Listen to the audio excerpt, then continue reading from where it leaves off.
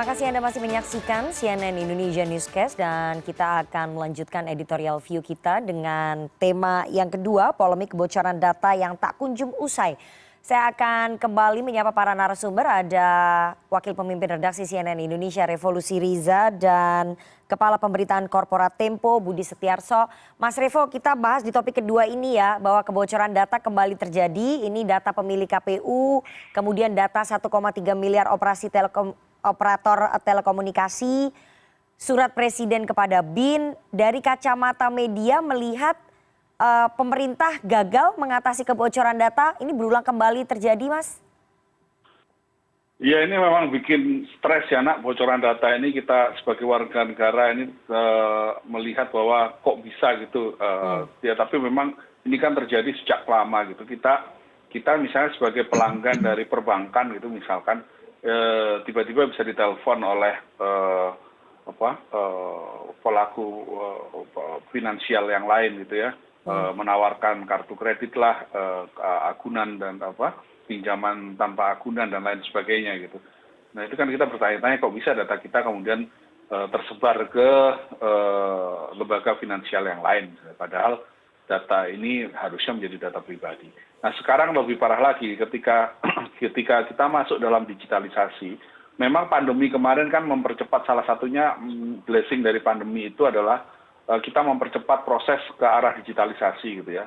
Nah tapi kemudian ketika kita mulai masuk ke era lebih cepat digitalisasi ini, sayangnya tidak dibarengi dengan sistem keamanan yang cukup mumpuni gitu.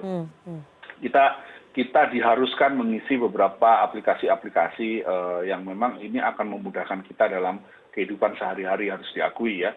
Bahwa kita misalnya dengan adanya QRIS misalnya ini akan mempermudah proses transaksi finansial. Kemudian bagaimana kita bisa melakukan absensi secara digital, kemudian bekerja secara digital dan sebagainya. Kemudian tracking kita pada masa pandemi melalui Peduli Lindungi dan lain sebagainya.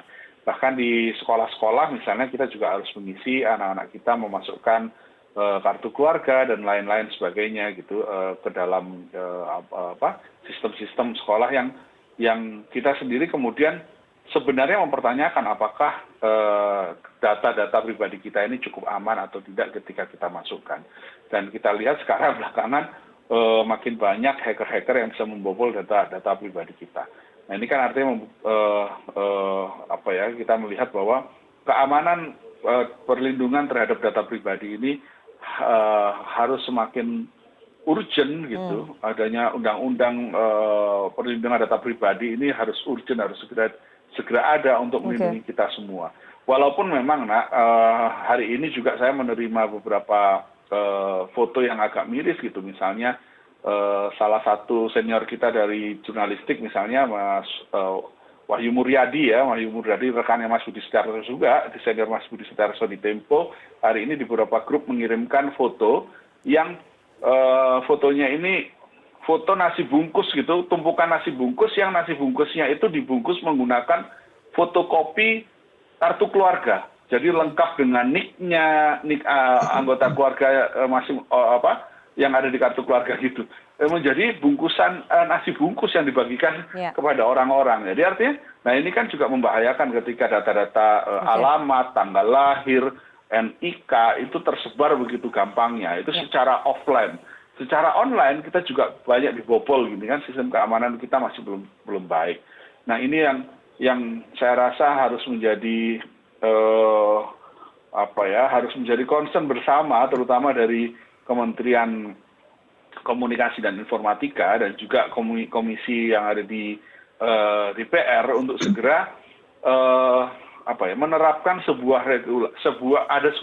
menelurkan sebuah regulasi yang bisa melindungi data-data pribadi kita, karena jangan sampai kemudian data-data pribadi kita ini disalahgunakan sehingga merugikan masyarakat juga gitu. Oke, kita nanti bicara soal RUU PDP, tapi sebelum saya masuk ke situ saya ingin tanya lagi ke Mas Buset. Mas Buset, dengan berulangnya kebocoran data masyarakat Indonesia, menurut kacamata Tempo ini pemerintah tidak serius tampaknya ya untuk mengatasi persoalan kebocoran data, Mas. Oke, begini ya, kalau kita melihat perkembangan terakhir, itu kan kita juga bisa menyaksikan bahwa apa yang selalu didengung-dengungkan soal 4.0, digitalisasi dan segala Ya. macam itu memang lebih banyak di slogan ya. Kalau kita perhatikan, ya memang ini ada dua hal yang mempengaruhi. Yang pertama tentu saja literasi digital kita gitu ya, di masyarakat kita itu ya memang belum mencukup gitu ya, tentang kesadaran mempertahankan data pribadi. Kita bisa melihat ya di banyak-banyak grup WA bagaimana kartu keluarga atau KTP atau kartu-kartu apapun yang mengandung data-data kita itu disirkulasikan dengan mudah gitu ya, misalnya di RT. Boleh nggak saya dikirimi kartu keluarga untuk jadikan bla bla bla dan segala macam. Itu kan sebetulnya digital safety kita itu juga belum terlalu tinggi gitu. Tapi yang lebih parah lagi adalah bagaimana pemerintah kita itu selalu gagap melihat kejadian-kejadian pembocoran seperti ini ya. Kita lihat yang terakhir ya, misalnya informasi bobolnya surat-surat rahasia ke presiden itu dibantah sedemikian rupa oleh pemerintah bahwa tidak ada kebocoran, datanya di-enskrip, dilindungi dan segala macam sehingga tidak ada kebocoran. Tapi pada saat yang sama pemerintah juga memerintahkan untuk memproses secara hukum menggunakan undang-undang ITE. Nah ini kan ada dua hal yang saling bertolak belakang. Di satu sisi mengatakan tidak ada pembocoran, tapi di satu sisi juga menyuruh mengejar pelakunya. Ini kegagapan semacam ini saya kira yang selalu kita lihat dalam setiap kejadian yang memang itu prosedur normal ya, dibantah dulu. Yang penting masyarakat tenang dulu gitu kan. Tapi kan bukan itu sebetulnya solusinya. Kita mesti berharap kepada pemerintah bahwa ini kebocoran data ini bukan sebuah kejadian atau peristiwa yang ringan. Ini adalah sebuah peristiwa yang menyangkut hal-hal privasi kita, termasuk mungkin keamanan ya, tentang alamat, tentang tanggal lahir kita, tentang NIK dan seterusnya. Itu kan data-data yang sebetulnya tidak sekedar angka-angka ya, tapi di situ berkaitan dengan hak-hak dasar warga negara gitu ya, termasuk dalam hal ini adalah keamanan. Sehingga responsnya mestinya tidak cukup dengan membantah, tidak dengan statement-statement yang agak menggelikan gitu ya, bagaimana menghimbau peretas data agar tidak menyerang. Nah ini kan satu statement-statement yang tidak membuat kita tuh merasa aman, justru merasa oh ini kok nggak kompeten ya pemerintah kita dalam melindungi data-data pribadi kita. Jadi di sisi pemerintahnya memang bagaimana slogan-slogan 4.0 itu tidak dibarengi dengan kemampuan untuk menjaga data-data, tapi di sisi lain di masyarakat kita kesadaran terhadap keamanan digital kita itu memang juga belum terlalu menjadi perhatian gitu ya. Termasuk ya kita ya, kalau misalnya diminta mengirimkan KTP fotokopi, dengan mudah kita bisa mengirimkannya tanpa kita tahu sebetulnya ujungnya data kita itu akan dipakai sebagai apa sih, dan apakah ini kita yakin bahwa itu tidak akan disalahgunakan, setidaknya untuk telemarketing gitu ya. Kita kan merasa terganggu kan, bagaimana kita data-data yang sebenarnya rahasia kita dikontak untuk mendapat tawaran-tawaran yang sangat mengganggu. Itu yang paling ringan ya, tapi yang paling berat kita bisa menjadi korban kejahatan kalau kita tidak bisa melindungi data kita yang sebetulnya itu juga bagian tanggung jawab dari pemerintah juga gitu. Nah, apakah solusinya adalah PDP? Saya kira betul ada kewajiban untuk melindungi secara hukum, menggunakan aturan-aturan yang lebih ketat, penggunaan data, ancaman terhadap yang membocorkan dan segala macam. Tapi tentu saja ada banyak jebakannya di situ ya. Kita mesti harus juga melihat detailnya aturan itu seperti apa sih. Saya kira itu. Oke. Tadi Mas Buset mengatakan soal kegagapan pemerintah, soal respon pemerintah yang melakukan bantahan terhadap adanya peretasan ataupun kebocoran data. Respon pemerintah ini yang kemudian menjadi tanda tanya. Mas Revo, pemerintah ini kan terkesan saling lempar tanggung jawab, kemudian membantah sana sini. Tapi kalau kita berkaca ke negara lain seperti pemerintah Malaysia, mereka dengan sukarela, dengan sangat terbuka, kemudian melakukan permintaan maaf kepada rakyatnya karena telah terjadi kebocoran data. Apakah kemudian pemerintah juga mesti melakukan respon yang sama, meminta maaf kepada rakyat, mengambil langkah cepat bahwa memang terjadi kebocoran data yang sudah berulang kali terjadi?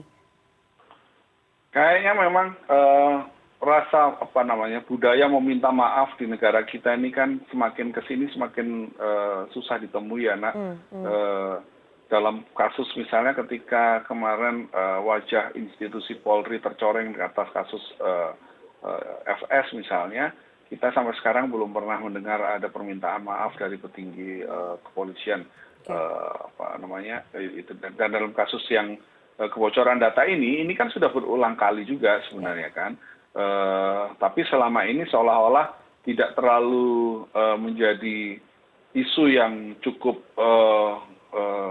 ditanggapi oleh pemerintah karena selama ini yang bocor adalah data-data milik warga, milik publik gitu. Dan di perusahaan-perusahaan, beberapa perusahaan walaupun termasuk juga perusahaan milik negara gitu ya, di BUMN. Tapi ketika sekarang kemudian sasaran hacker itu masuk ke jantung pemerintahan, bahkan yang dihack adalah ancaman hacknya itu adalah ke presiden, ini kemudian mulailah kemudian ada intensitas perhatian yang cukup lebih serius gitu. Nah ini yang sebenarnya patut juga kita sayangkan karena ini kita tahu kebocoran data ini kan sudah muncul, isu kebocoran data ini muncul ketika kita semua misalnya diminta untuk menggunakan aplikasi Peduli Lindungi gitu. Ya. Ketika kita menggunakan aplikasi Peduli Lindungi untuk proses tracking dan memang sebenarnya untuk kebaikan kita bersama, untuk proses tracing dan tracking, tapi kan kemudian kita mempertanyakan apakah kemudian data yang kita unggah di Peduli Lindungi itu cukup aman. Gitu. Dan kemudian ada isu pada waktu itu bocor. Nah, tapi tidak ada pernyataan dan kebijakan yang cukup serius untuk menangani tersebut. Ya, setidak-tidaknya kita tidak mendengar lah bahwa respon yang cukup proper gitu dari pemerintah. Nah, kemarin ketika kemudian data dari beberapa perusahaan BUMN bocor juga dibobol, ini juga sama gitu. Nah, sekarang barulah kemudian ketika ada hacker bernama Bjorka ini yang kemudian mengancam akan membobol data milik presiden gitu. Nah, ini saya pikir memang kita dalam satu sisi ya harus berterima kasih juga kepada Bjorka ini karena ini juga menumbuhkan rasa keseriusan yang lebih tinggi dari pemerintah supaya bahwa isu pembobolan dan kebocoran data pribadi ini merupakan isu yang cukup serius gitu. Baik. Karena penyalahgunaannya bisa rentan terjadi gitu oleh masyarakat yang lain. Nah ini yang kalau misalkan ditanya apakah respon pemerintah kemarin ya saling melempar tanggung jawab dari Kominfo kemudian ke BSSN mengatakan bahwa ini adalah tanggung jawab bersama misalnya. Saya rasa memang tepat bahwa ini memang tanggung jawab bersama gitu. Ya. Di satu sisi memang harus dibangun kesadaran publik, kesadaran kita semua bahwa ada yang namanya data pribadi yang kalau misalkan tidak hati-hati kita jaga itu akan merugikan kita. Di satu sisi kita perlu membangun budaya tersebut, kesadaran tersebut, misalnya bagaimana karena kan gini Nak ya, kalau misalkan di beberapa orang-orang yang sadar akan perlindungan data pribadi itu, bahkan penggunaan wifi gratis itu kan juga sangat rentan misalnya ya. Tapi kan kita selama ini untuk hal-hal seperti itu masih kita anggap sepele misalnya. Nah, kesadaran itu perlu dibangun. Di sisi lain juga bagaimana kemudian proteksi dari pemangku kebijakan dan juga yang memiliki yang harus bertanggung jawab atas perlindungan data pribadi ini juga harus ditingkatkan. Ini sama-sama. Jadi artinya di satu sisi pemerintah juga harus meningkatkan kapabilitas mereka dan kemudian kemampuan mereka dalam melindungi data-data kita. Di sisi lain kita sebagai pengguna dunia digital ini juga harus sadar akan pentingnya data pribadi kita juga. Gitu. Baik. Mas Buset, karena tadi sudah disinggung soal RUU PDP, seberapa signifikan sebetulnya RUU PDP menjadi payung hukum untuk bisa mengatasi persoalan kebocoran data? Ya, saya kira memang ini kan tuntutan agar ada semacam regulasi atau aturan-aturan hukum yang melindungi data pribadi kita itu adalah sebuah hal yang terus disuarakan dan memang itu seharusnya dilakukan. Tapi kita juga harus terus melihat isinya juga tidak bisa diberikan cek kosong gitu ya. Bagaimanapun ini kan ya kita harus terlibat di dalamnya. Ini bukan soal satu undang-undang yang harus diperlukan, tapi isinya seperti apa sih? Ini yang memang betul ada kebutuhan untuk undang-undang yang memastikan keamanan data kita atau penggunaan data pribadi kita itu sesuai dengan regulasi begitu ya. Artinya di situ juga ada ancaman-ancaman hukuman buat entah itu lembaga ataupun personal-personal yang menyalahgunakan data pribadi kita atau juga menyalahgunakan data-data digital yang ada di pemerintahan gitu ya. Ada sanksinya dan seterusnya. Tapi juga kita harus lebih detail lagi aturan seperti apa sih yang kita harapkan gitu. Karena kalau kita lihat memang di rancangan yang terakhir itu kan ada satu lembaga pengawas ya yang di situ juga adanya itu ditempatkannya itu di bawah presiden. Apakah ini sebuah struktur yang ideal untuk menempatkan lembaga pengawas itu ke dalam di bawah presiden atau sebetulnya dia harusnya lembaga independen yang berisi orang-orang ya seperti zaman KPK zaman dulu lah ya, bukan KPK yang zaman sekarang. Di situ dipilih anggotanya oleh apa ya dalam hal ini DPR, kemudian lebih independen bekerjanya atau ini memang harusnya di bawah unsur pemerintah. Nah ini kan hal-hal semacam ini mesti harus kita diskusikan lebih detail agar tidak ada jebakan-jebakan di dalamnya ya. Betul ada kebutuhan aturan hukum yang melindungi data pribadi kita, tapi kita juga ingin aturan hukum itu tidak juga berpotensi melanggar hak asasi kita juga melalui pendekatan-pendekatan yang lain. Nah ini saya kira kita harus bermain di antara dua kebutuhan itu, bagaimana kebutuhan atau bagaimana aset-aset digital kita, data-data pribadi kita itu terlindungi, tapi pada saat yang sama kita juga tidak boleh terjebak ke dalam satu aturan yang memiliki potensi yang lain gitu ya. Ini kan seperti juga lah di pembentukan undang-undang yang sebelumnya, memang aturan yang melindungi transaksi elektronik itu dulu kan diperlukan ketika kita sudah memasuki dunia digital ya. Tapi kita tidak pernah memikirkan sebelumnya bahwa di dalam undang-undang itu ternyata juga banyak pasal-pasal yang kemudian justru membahayakan kehidupan demokrasi kita ya. Seperti kita alami sekarang kan banyak penggunaan pasal-pasal di undang-undang ITE itu yang dilakukan untuk memberangus orang-orang yang kritis gitu ya. Nah ini jangan sampai nanti di undang-undang perlindungan digital ini juga ada pasal-pasal yang ya bisa disebut pasal selundupan begitu ya, yang membahayakan justru di hal-hal yang lain. Jadi kalau saya secara gelondongannya itu memang kita memerlukan aturan legalitas yang melindungi data-data pribadi kita, tapi pada saat sama kita juga harus mengawal agar pasal-pasalnya itu ya ditempatkan pada hal-hal yang ideal yang kita inginkan, yang menjaga demokratisasi kita, yang juga tidak memiliki potensi bahaya yang lain. Saya kira itu yang kalau kita baca yang terakhir itu kan memang ada pasal-pasal yang mestinya juga mungkin masih bisa kita bahas. Tadi termasuk diantaranya adalah tentang pengawas tadi yang ditempatkan di bawah unsur pemerintah presiden dalam hal ini. Soal lembaga pengawas ini yang mau saya tanya ke Mas Revo terakhir, bahwa pada prinsipnya kita semua sepakat, kita semua mendukung bahwa ada aturan hukum, ada payung hukum yang harus dibuat oleh pemerintah, yakni RUU PDP untuk melindungi data-data dari warga negara. Tapi di sisi lain kita juga khawatir bahwa ini akan terjadi abuse of power, mengingat lembaga pengawasnya ini ada dalam salah satu pasalnya disebutkan bahwa lembaga pengawasnya akan diserahkan kepada presiden. Mas Revo, dari kacamata CNN Indonesia, apakah ini tidak akan semakin memperumit ya? Karena akan terjadi konflik of interest kalau nanti lembaga pengawas perlindungan data ini diserahkan ke presiden ataupun dibentuk oleh presiden. Mestinya kan pembentukannya ataupun bentuknya ini adalah lembaga pengawas independen. Iya, saya tadi tidak bisa begitu mendengar yang diungkapkan oleh Mas Budi Setiarto, di mana saya mohon maaf. Tapi saya pikir begini, memang dalam sebuah regulasi itu kan pasti butuh yang namanya badan yang pengawas lah. Nah badan pengawas ini kan dibutuhkan supaya tidak terjadi penyalahgunaan, penyalahgunaan wewenang ya, abuse of power ketika penerapan undang-undang tersebut. Nah, masalahnya kemudian siapa yang akan mengawasi? Apakah ini diserahkan kepada lembaga yang sudah existing, apa kepada polisi misalnya, atau kepada kejaksaan misalnya? Nah, adanya kalau melihat beberapa sektor yang lain dalam penyiaran, misalnya ada Komisi Penyiaran Indonesia ya, KPI, yang juga menjadi komisi yang mengawasi pelaksanaan penyiaran. Nah, lantas bagaimana dengan di dunia digital? Ini kan juga kita belum ada bagaimana siapa yang akan mengawasi dan sebagainya, termasuk juga nanti ketika dalam persoalan undang-undang perlindungan data pribadi.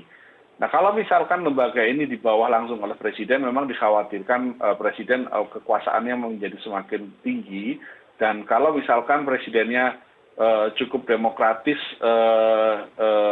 tidak menyalahgunakan wewenangnya, mungkin kita akan baik-baik saja. Tapi kalau misalkan kekuasaan itu presiden ada di bawah sosok yang sangat-sangat otoriter misalnya, maka itu akan menjadi persoalan baru. Nah, memang akan lebih baik kalau dalam kacamata kita badan pengawas ini merupakan badan independen yang dipilih juga secara mekanismenya, memang pada akhirnya memang mekanisme pemilihan secara, kalau melewati perwakilan ya, dipilih oleh publik, artinya dipilih melalui proses artinya keterwakilan di DPR mau tidak mau, walaupun itu nanti juga akan menimbulkan beberapa hal, pertanyaan apakah ini akan menjadi kepanjangan tangan partai politik dan sebagainya. Tapi karena di sistem kita itu merupakan sistem yang saat ini yang paling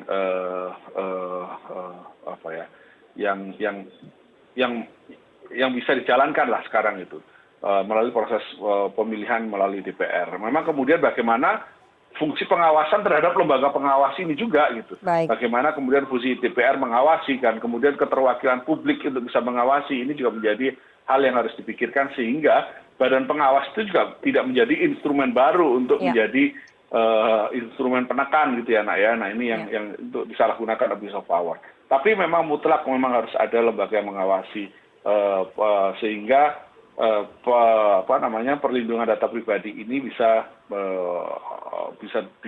diberlakukan secara baik gitulah di negara kita. Baik. Baik, kita tunggu nanti bagaimana langkah cepat pemerintah dalam mengatasi persoalan kebocoran data yang terus-menerus terjadi, dan di sisi lain kita tetap akan mengawal rancangan undang-undang perlindungan data pribadi atau undang-undang RUU PDP yang sekarang ini sedang dibahas oleh Komisi 1 DPR dengan Kominfo. Terima kasih sekali para narasumber yang sudah bergabung pada editorial view pekan ini. Budi Setiarso, Kepala Pemberitaan Korporat Tempo. Terima kasih Mas Buset, dan juga Mas Revo Lusiriza, Wakil Pemimpin Redaksi CNN Indonesia. Sehat selalu Mas Revo dan juga Mas Buset. Terima kasih. Terima kasih, Rifana. Akibat tanggul Kali Angke jebol, ratusan rumah warga Pinang Gria Permai, Kecamatan Pinang Kota, Tangerang, Banten terendam banjir. CNN Indonesia Newscast segera kembali sesaat lagi.